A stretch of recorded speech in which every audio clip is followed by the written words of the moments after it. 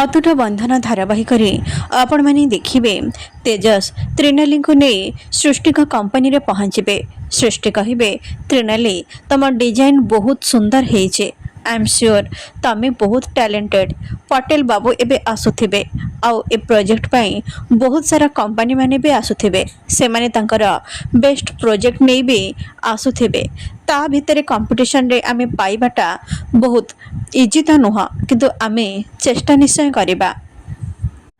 ଆଉ ତମେ ଯଦି ଏ ପ୍ରୋଜେକ୍ଟ ଆମ କମ୍ପାନୀକୁ ଦେଇପାର, ତାହେଲେ ତମେ କେବଳ ମୋ କମ୍ପାନୀରେ ଜବ୍ କରିବନି, ମୁଁ ପ୍ରଫିଟ୍ର 20% ବି ମୁଁ ତମକୁ ଦେବି। ଆଶା କରୁଛି କି ତମେ ଏ ପ୍ରୋଜେକ୍ଟ ଆମକୁ ଆଣିକି ଦେଇପାରିବ। ଏହାପରେ ସେମାନେ ପ୍ରୋଜେକ୍ଟ ପାଇଁ ମିଟିଂକୁ ଯିବେ। ଏପଟେ ପଟେଲ ବାବୁ ଆଉ ତାଙ୍କ ଷ୍ଟାଫ୍ ଆସି ପହଞ୍ଚିବେ।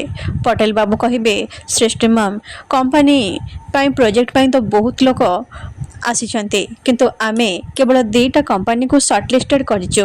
ଗୋଟେ ହେଲା ଆପଣଙ୍କର, ଆଉ ଗୋଟେ ହେଲା ଭବାନୀ ଦେବୀଙ୍କର।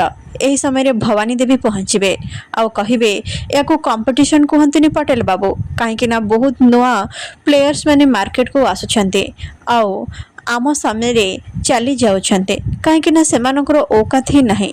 ମୋ ସହିତ ସେମାନେ ଗେମ୍ ଖେଳିପାରିବେ। ତ୍ରିନାଲୀ, ତୁ ଏଠି କ'ଣ କରୁଛୁ? ତ୍ରିନାଲୀ କହିବେ, ମ୍ୟାଡ଼ାମ୍ ମୋତେ କ୍ଷମା କରିବେ, ମୁଁ ଏ ପ୍ରୋଜେକ୍ଟ କରିବାକୁ ଚାହୁଁନି। ଯଦି ଏ ପ୍ରୋଜେକ୍ଟ ହୁଏ ତାହେଲେ ମୋ ଭଉଣୀର ବାହାଘର ଭାଙ୍ଗିଯିବ। ଭବାନୀ କହିବେ, ତ୍ରିନାଲୀ, ତୁ କିନ୍ତୁ ଏଠି ରହିଲେ ମୁଁ ବେଶୀ ଖୁସି ହେବି। ମୁଁ ଭଲରେ ଜାଣିଛି ତୁ ନା ଭଲ ଡିଜାଇନ୍ ଦେଇପାରିବୁ ନା ତତେ ଏ ପ୍ରୋଜେକ୍ଟ କେବେ ବି ମିଳିବ, ତେଣୁ ତୁ ଏଠି ରହିଲେ ମୋର କିଛି ବି ପ୍ରୋବ୍ଲେମ୍ ନାହିଁ।